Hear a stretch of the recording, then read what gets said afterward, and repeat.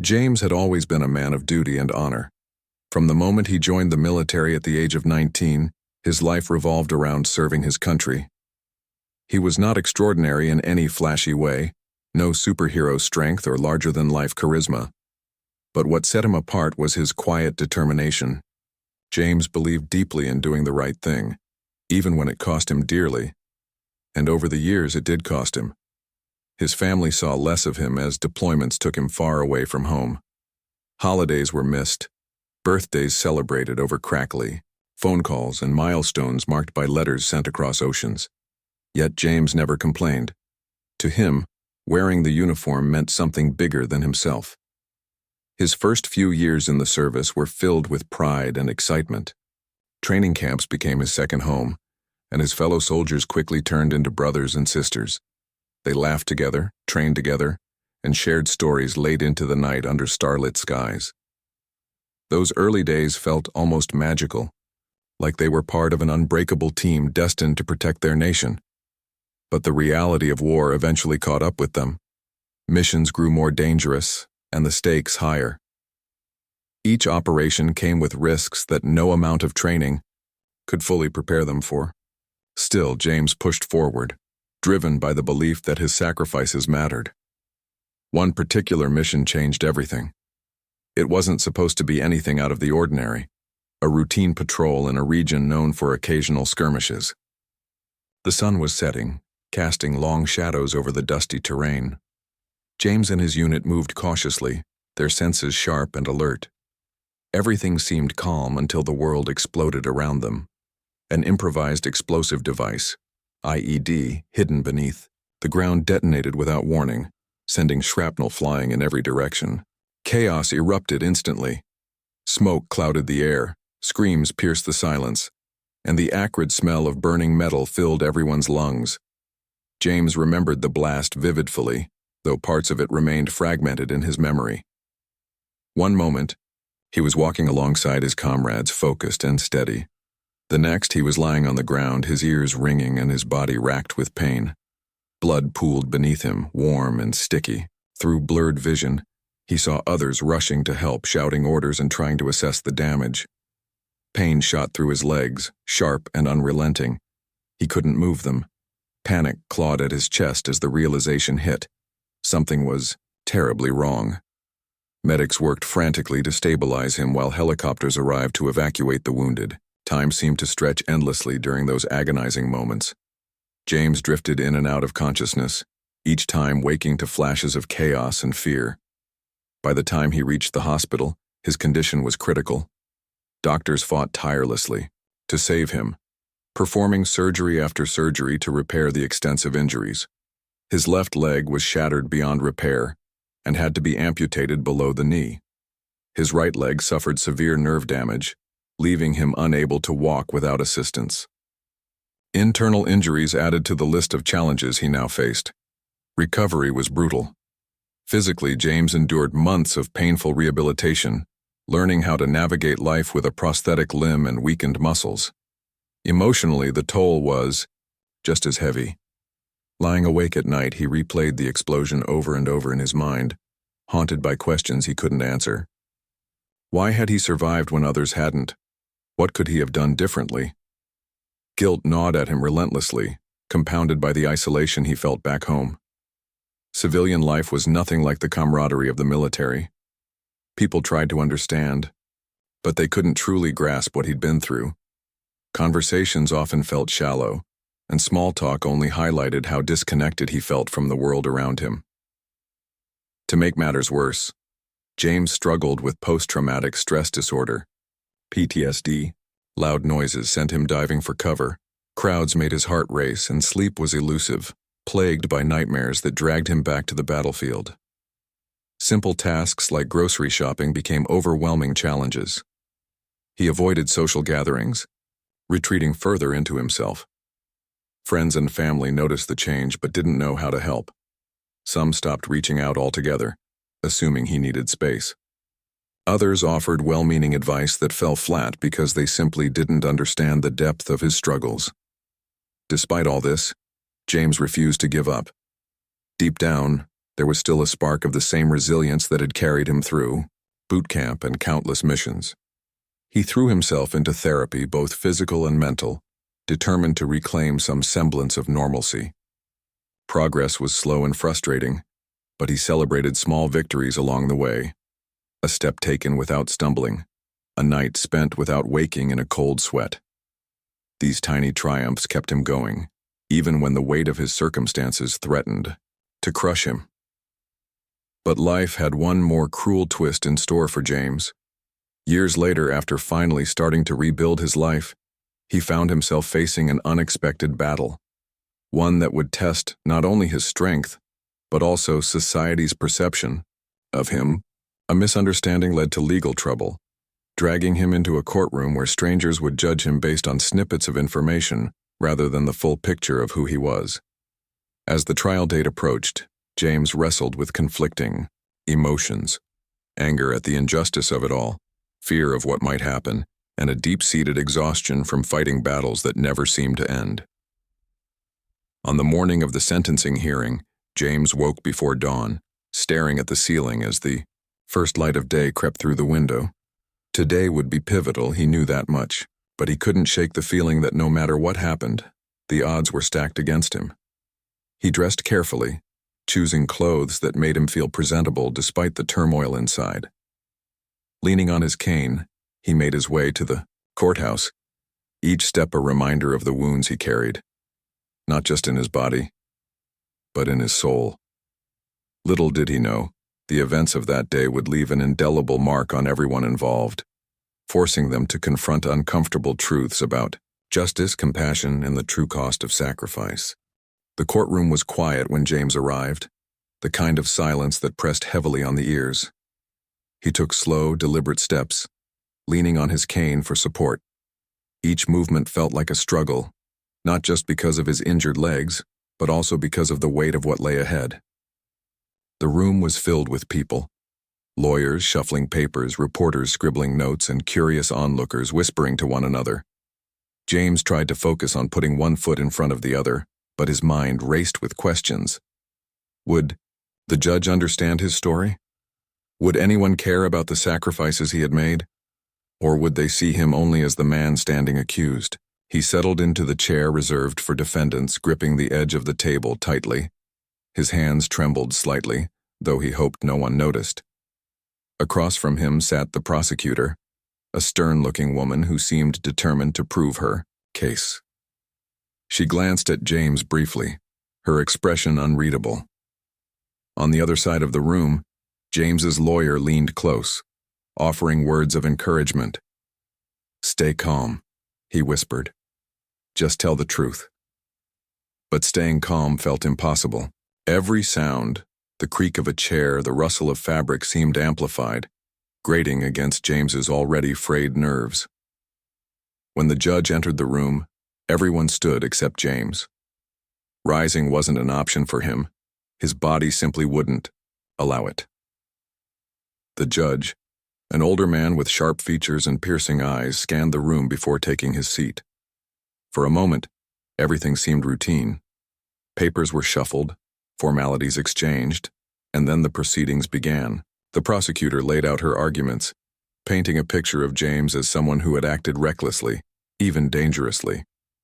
Her tone was clinical, detached, as if she were discussing a stranger rather than a human being sitting just a few feet away. James listened intently, though each word felt like a blow.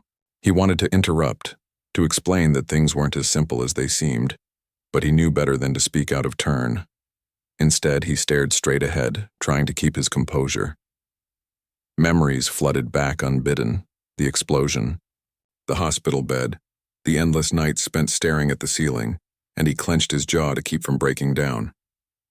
This wasn't just about the charges against him. It was about years of pain and struggle culminating in this single moment. As the hearing progressed, the judge occasionally interjected with questions or comments. His voice carried authority, commanding attention whenever he spoke. At one point, he turned his gaze toward James, studying him closely. "Mr. James," the judge said, his tone firm but not unkind, "you have served your country honorably, I see, It was a small acknowledgement, but it meant the world to James. For so long he had felt invisible, dismissed as damaged goods or a burden. Hearing those words, even in passing, gave him a flicker of hope. But that hope was short-lived. Toward the end of the session, the judge issued a command that caught everyone off guard. "Stand up," he said sharply, addressing James directly. The room fell silent, all eyes turning to him. James froze, his heart pounding. Standing wasn't just difficult, it was impossible. Yet here was the judge, demanding something he couldn't give. Panic bubbled inside him as he stammered, "Your Honor, I can't. My legs." He gestured helplessly toward his cane, hoping the explanation would suffice. The judge's expression didn't soften. If anything, it grew sterner. "I said stand up," he repeated, louder this time. The words reverberated through the courtroom, leaving no room for misunderstanding. James swallowed hard, humiliation burning in his chest. He hated feeling weak, especially in front of others. With great effort, he pushed himself upward, using the cane for balance. Pain shot through his legs, sharp and unrelenting. But he gritted his teeth and forced himself to rise inch by agonizing inch. Sweat beaded on his forehead and his breath came in shallow gasps. The strain was unbearable, but he refused to give up. Not yet. For a brief moment, James managed to stand upright, swaying slightly as he fought to maintain his balance. But his body betrayed him. His legs buckled under the strain, and he collapsed back into the chair with a thud. Tears welled up in his eyes, blurring his vision. He bowed his head, unable to meet anyone's gaze. Around him, whispers spread like wildfire. Some spectators looked sympathetic, while others appeared judgmental. James felt exposed, vulnerable, as if every flaw and failure had been laid bare for the world to see. The judge watched silently, his expression unreadable. For a moment, tension hung thick in the air, heavy enough to suffocate. Then, without warning, the atmosphere shifted. The judge's demeanor softened ever so slightly, and he leaned forward, resting his elbows on the bench. "Mr. James," he began, his voice quieter now, almost gentle. "You've already shown more strength than most people will ever know." Those words struck James like a thunderbolt.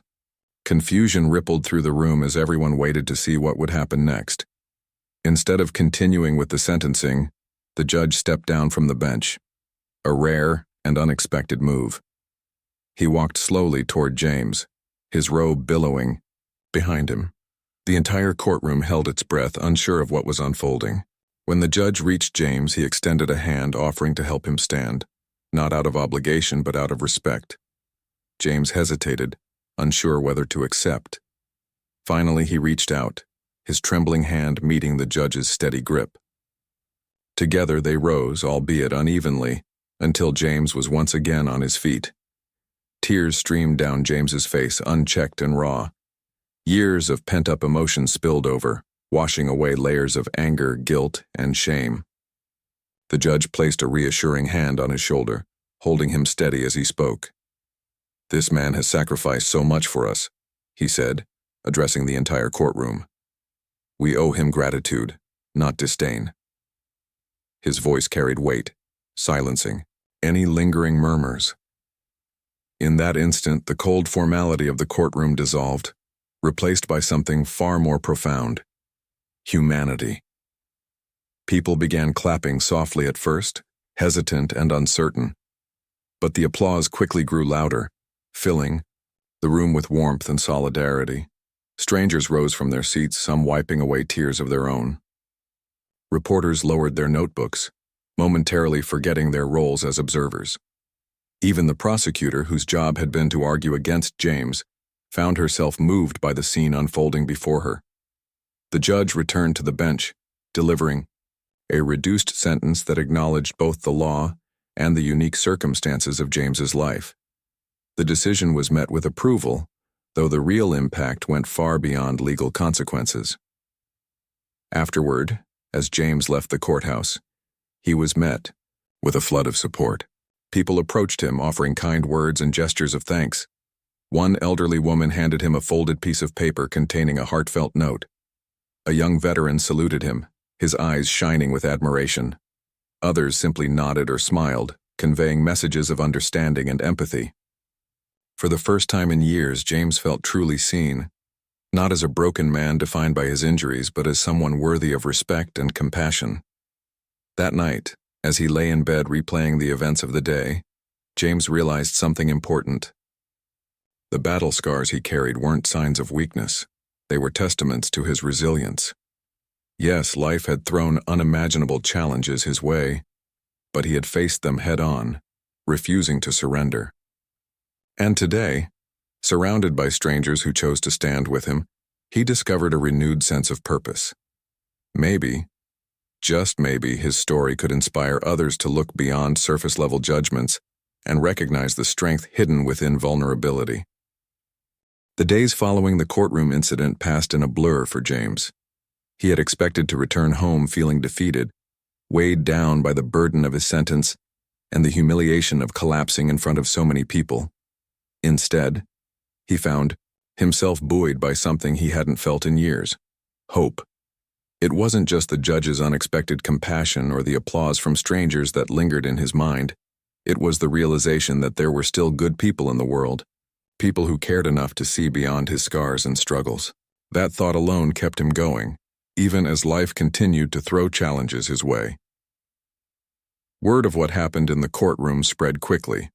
Local newspapers picked up the story, painting James not as a defendant, but as a symbol of resilience. Headlines like "Disabled Veteran's Courage Moves Judge to Tears" and "A Moment of Humanity in the Courtroom" captured the public's attention. Reporters interviewed witnesses, lawyers, and even the judge himself, all of whom spoke highly of James. The judge described him as a man who had already given more to his country than most could ever imagine, while witnesses recounted how the IT room erupted in applause after the sentencing. For once, James wasn't portrayed as a victim or a criminal. He was seen as a hero. At first, James avoided reading the articles or watching the news segments. He didn't want to get caught up in the hype, fearing it might all be fleeting. But when friends and family started sharing clips and links with him, curiosity got the better of him. Sitting alone in his small apartment one evening, he clicked on a video clip. As he watched the footage of himself struggling to stand in the courtroom, tears filled his eyes again. Not out of shame this time, but out of gratitude. Seeing the moment from an outsider's perspective made him realize just how powerful it had been. Strangers weren't judging him. They were rooting for him. The media coverage sparked something bigger than anyone anticipated. Community members, inspired by James's story, began organizing fundraisers to support him and other disabled veterans. A local veterans organization set up a GoFundMe page, hoping to raise money for James's medical expenses and home modifications.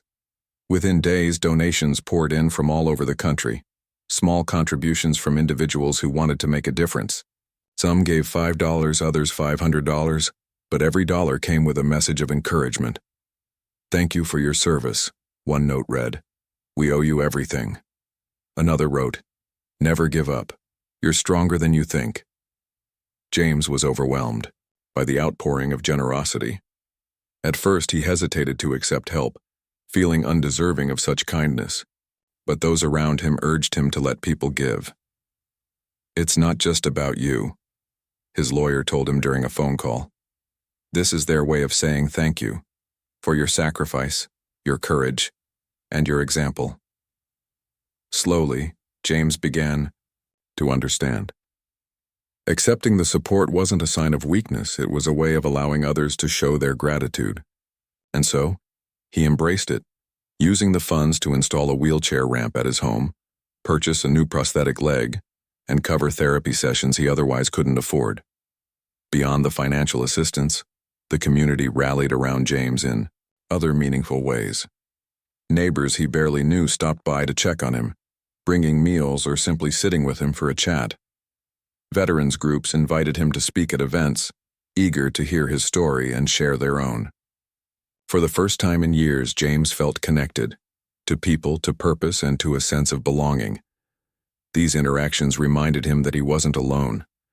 that there were others who understood his pain because they carried similar burdens. One particular event stood out among the rest. A local high school organized a special assembly to honor James and other veterans in the area.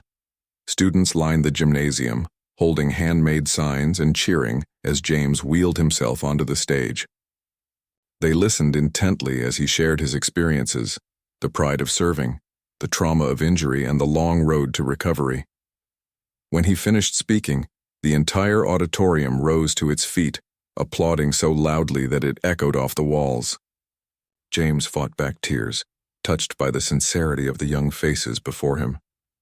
In that moment, he realized his story wasn't just about survival. It was about inspiring others to persevere, no matter how difficult life became. But James's journey wasn't without its hurdles. Despite the newfound support, old wounds still lingered. PTSD remained a constant companion, rearing its head whenever he least expected it. Loud noises sent him diving for cover, and crowded places left him anxious and on edge. Therapy helped, but progress was slow and often frustrating. There were nights when sleep eluded him entirely, replaced by vivid nightmares that dragged him back to the battlefield. On those nights, James would sit by the window, staring out at the darkened streets, wondering if he'd ever truly escaped the past. Yet, through it all, he refused to give up. Drawing strength from the people who believed in him, James committed himself to helping others facing similar struggles. He started volunteering at a veterans center, offering mentorship and guidance to those adjusting to civilian life. Many of the men and women he met reminded him of himself, young, broken, and searching for a reason to keep going. He listened to their stories, shared his own, and encouraged them to seek help when needed. Watching them take steps toward healing gave James a renewed sense of purpose.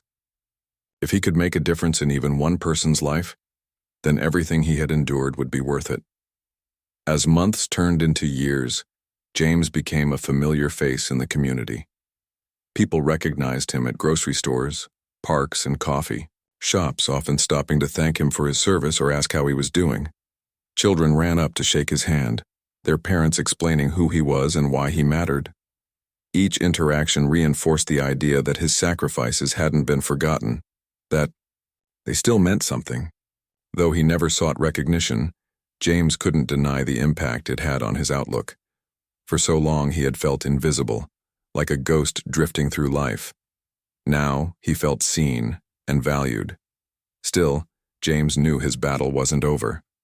The physical and emotional scars he carried would always be part of him, reminders of the price he paid for his country. But instead of letting them define him, he chose to rise above them. He learned to embrace his vulnerabilities, understanding that true strength lies not in hiding pain but in confronting it head-on. And in doing so, he discovered a deeper sense of peace, a peace that came not from forgetting the past but from finding meaning in it.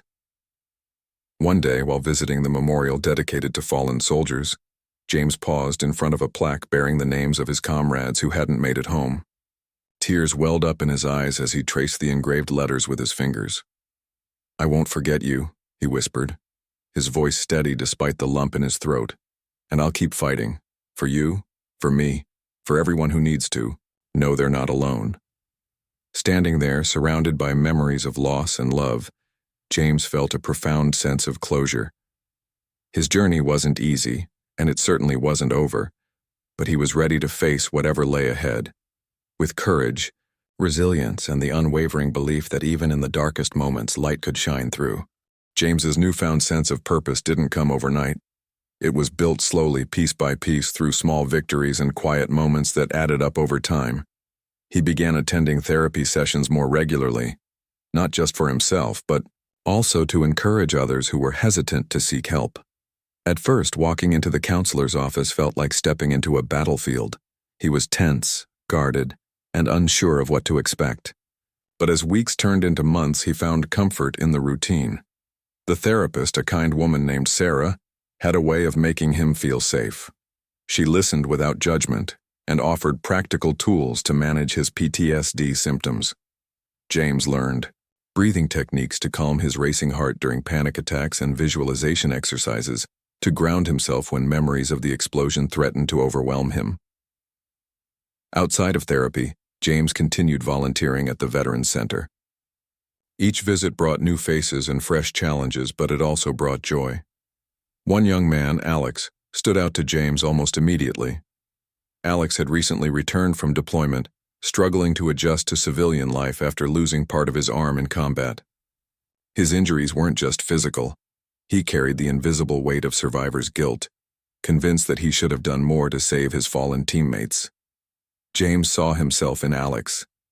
The same anger, the same self-doubt, the same longing for connection. Determined to help, James spent hours talking with him, sharing stories of his own struggles and offering advice born from hard-earned experience. Their bond grew stronger with each meeting. Alex started opening up, revealing fears he hadn't voiced to anyone else. "I don't know how to move forward," he admitted one afternoon, his voice cracking under the weight of emotion. "It feels like I'm stuck in this endless loop of pain." James nodded, understanding exactly what he meant. "You're not alone," he said firmly, "and you don't have to figure it all out right now. Take it one day at a time. Some days will be better than others, and that's okay." Over time, Alex began to heal, thanks in large part to James's guidance. Watching Alex take tentative steps toward recovery reminded James of his own progress and reinforced his belief that no one should face these battles alone. While helping others became a cornerstone of James's life, he also worked on rebuilding his relationship with his family. Years of distance and silence had created rifts that couldn't be mended overnight. His mother, a fiercely independent woman who rarely showed emotion, struggled to understand why her son seemed so distant. "You're home now," she would say, frustration edging her voice. "Why can't things go back to the way they were?" James wanted to explain, to tell her about the nightmares, the flashbacks, the overwhelming sense of loss that followed him everywhere. But words failed him, and instead he withdrew further, retreating into himself. Determined to bridge the gap, James decided to invite his parents over for dinner. It was a simple gesture, but it marked the beginning of something important. As they sat around the table eating food James had prepared with care, conversation flowed awkwardly at first. Then, encouraged by his father's gentle prodding, James opened up about his experiences. The explosion, the surgeries, the long nights spent staring at the ceiling. His parents listened silently, their expressions shifting from shock to sadness to understanding. When he finished speaking, his mother reached across the table and took his hand, tears streaming down her face. "We didn't know," she whispered. "We thought you were pushing us away because you didn't need us anymore." In that moment, walls crumbled and healing began. As word of James's advocacy work spread, opportunities arose for him to share his story on larger platforms. Local organizations invited him to speak at events, schools asked him to address students, and even national conferences requested his presence. At first, public speaking terrified him. Standing in front of crowds brought back memories of the courtroom, where every eye had been fixed on him, waiting for him to fail. But with practice, and the unwavering support of those around him, he grew more confident. He realized that his story wasn't just about personal triumph. It was about shining a light on the challenges faced by veterans everywhere. One such event took place at a university auditorium packed with hundreds of students, faculty members, and community leaders. James wheeled himself onto the stage, greeted by thunderous applause. For a moment he paused, letting the sound wash over him. Then, gripping the edges of the podium for balance, he began to speak.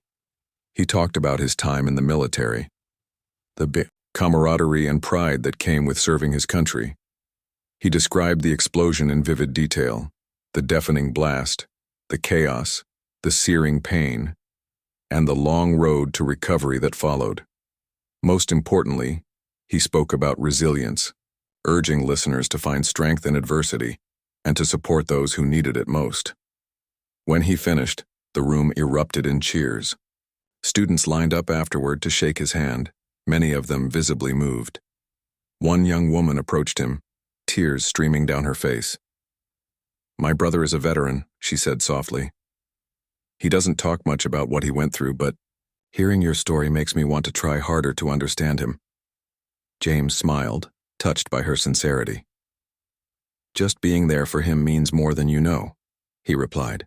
Conversations like these fueled his determination to keep speaking, to keep breaking down barriers between veterans and civilians.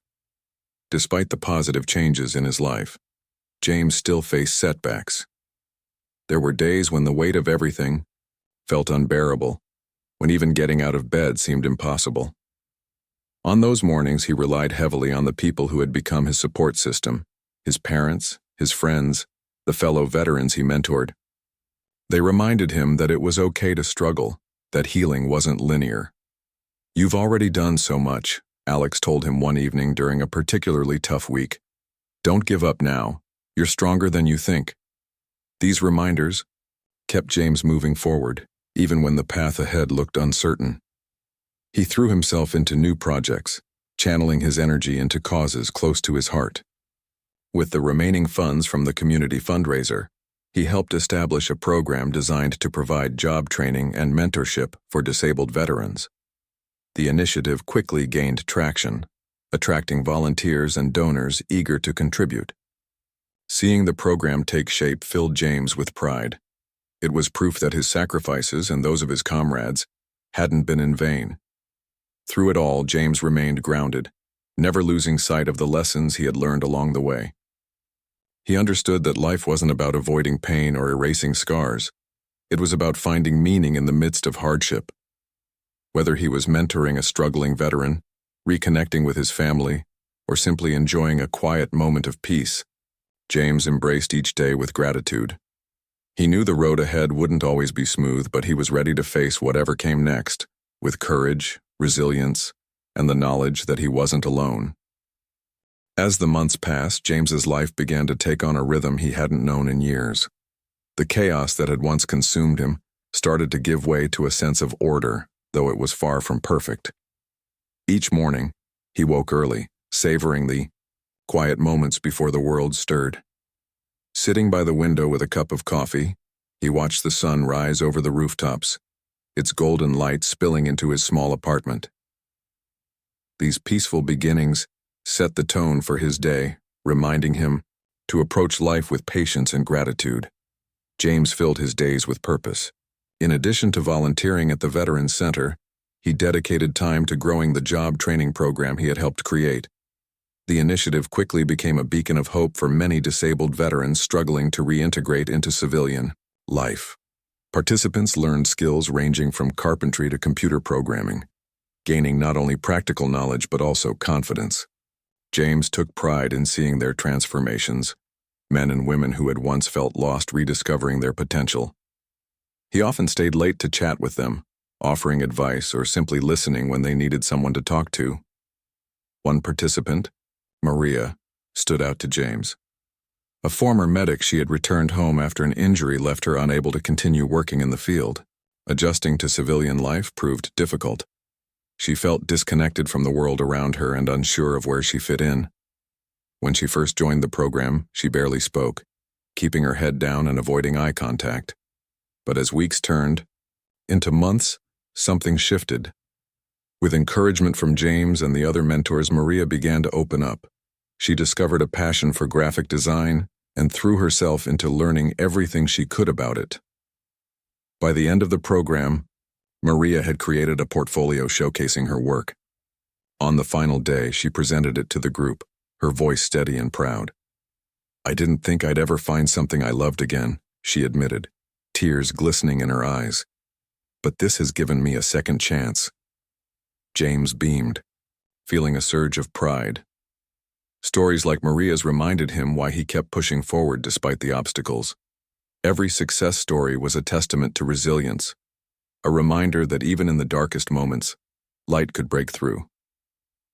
Outside of his work with veterans, James continued to speak publicly about his experiences. His talks resonated deeply with audiences, inspiring both veterans and civilians alike. Schools invited him to address students, hoping to instill values of service and perseverance. Community groups sought him out to lead discussions on mental health and the importance of supporting those who served. Though public speaking still made him nervous, James embraced the opportunity to make a difference. Each speech was a chance to challenge stereotypes, to show people that veterans were more than the sum of their injuries or struggles. One particularly memorable event took place at a local high school. James wheeled himself onto the stage, greeted by polite applause from the sea of teenagers. As he began to speak, the room fell silent, every eye fixed on him. He shared his story, the explosion, the surgeries, the long nights spent wrestling with guilt and fear, but he also spoke about hope. Life doesn't always go the way we plan, he said, his voice steady despite the lump in his throat. But even in the hardest moments, there's always a choice. You can let pain define you, or you can use it to grow stronger. By the time he finished, the entire auditorium erupted in applause. Students lined up afterward to thank him, some shaking his hand while others hugged him tightly. These interactions reinforced James's belief in the power of connection. For so long he had felt isolated, convinced that no one could truly understand what he had been through. Now he realized how wrong he had been. People cared, not just about his sacrifices, but about the person behind them. Their kindness and support gave him strength, fueling his determination to keep moving forward. Still, life wasn't without its challenges. PTSD remained a constant companion, rearing its head when least expected. Loud noises sent him diving for cover, and crowded places left him anxious and on edge. Therapy helped, but progress was slow and often frustrating. There were nights when sleep eluded him entirely, replaced by vivid nightmares that dragged him back to the battlefield. On those nights, James would sit by the window staring out at the darkened streets, wondering if he'd ever truly escaped the past. Yet even in these moments of darkness, he refused to give up. He reminded himself of how far he had come and drew strength from the people who believed in him. His relationship with his family continued to deepen as well. Regular dinners became a cherished tradition, a time for laughter and conversation. James's mother, once distant and stoic, now greeted him with warm hugs whenever they met. She often brought homemade meals, insisting that he needed to eat properly to stay healthy. His father, quieter but equally supportive, shared stories of his own struggles after leaving the military decades earlier. These conversations helped James feel less alone, bridging the gap between generations of veterans who understood each other in ways others couldn't. Even Alex, the young man James had mentored at the Veterans Center, became part of his extended family. They met regularly for coffee or walks in the park, talking about everything from career goals to personal challenges. Alex credited James with helping him regain his footing after returning home. "You showed me it's okay to ask for help," he said during one of their meetings. "That changed everything for me." Hearing those words filled James with pride, knowing he had made a lasting impact. Despite the progress he had made, James knew his journey wasn't over.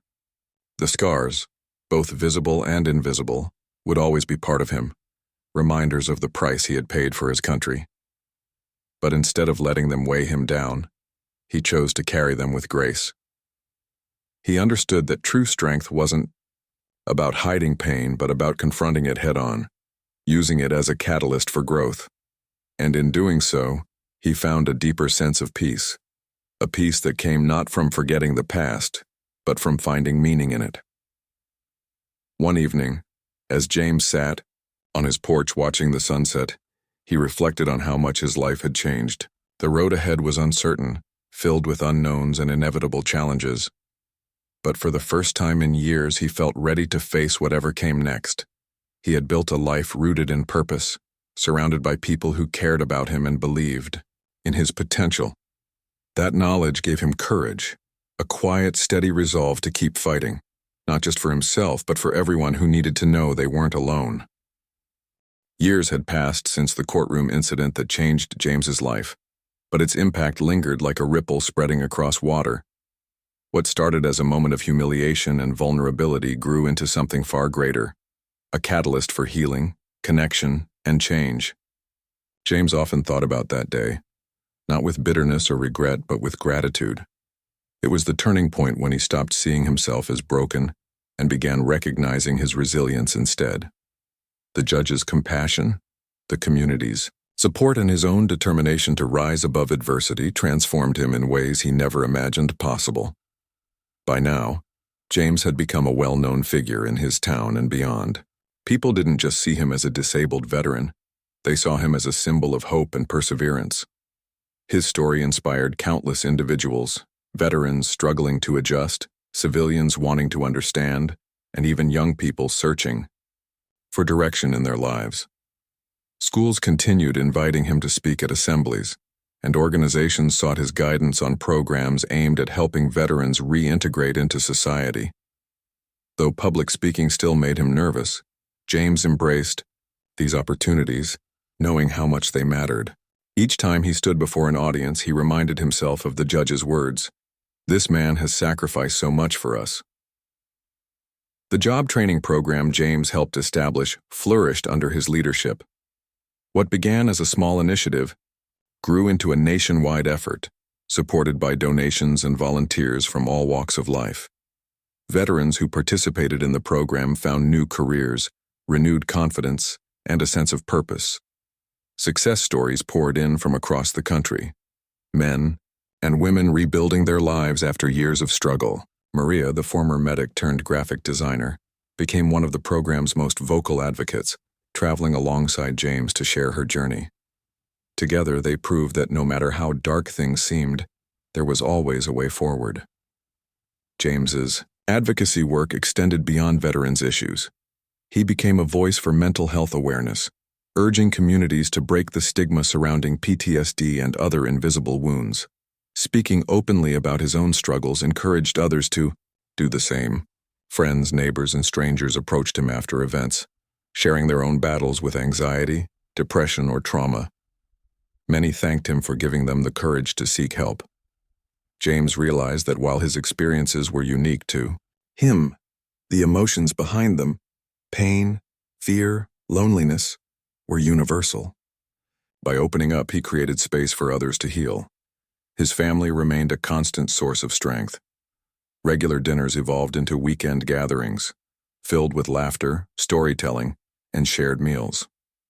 James's mother took great pride in her son's accomplishments, often boasting about him to anyone who would listen.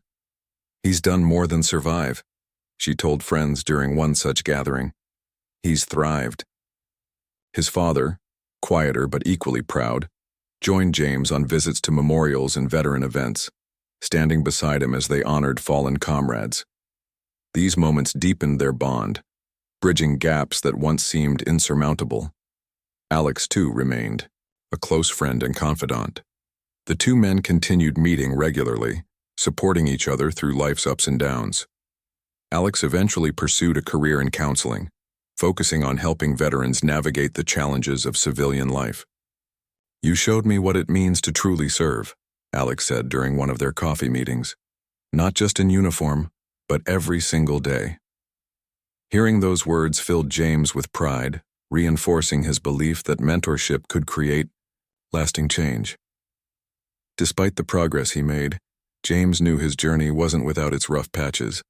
There were still nights when sleep eluded him, replaced by memories of the explosion or guilt over surviving when others hadn't. Therapy sessions provided tools to manage these feelings, but some scars ran too deep to fully fade. Yet James learned to accept them, not as weaknesses but as testaments to his endurance. He reminded himself daily that healing wasn't linear. It was messy, imperfect, and ongoing. And that was okay. One crisp autumn morning, James visited the memorial dedicated to fallen soldiers. Leaves crunched beneath his wheelchair as he rolled toward the plaque bearing his comrades' names. Standing there, surrounded by silence, he traced the engraved letters with his fingers. Tears welled up in his eyes, but this time, they weren't solely tears of sorrow. They were also tears of gratitude for the friendships he cherished, the lessons he learned, and the second chance he had been given. "I won't forget you," he whispered, his voice steady despite the lump in his throat. "And I'll keep fighting. For you, for me, for everyone who needs to know they're not alone." As he left the memorial, James felt a renewed sense of clarity. Life hadn't turned out the way he planned, it rarely did, but it had offered him something better: meaning. Every challenge he faced, every victory he celebrated, and every person he touched along the way added depth to his existence. He understood now that true strength lay not in avoiding pain, but in using it to grow stronger, to build bridges where walls once stood.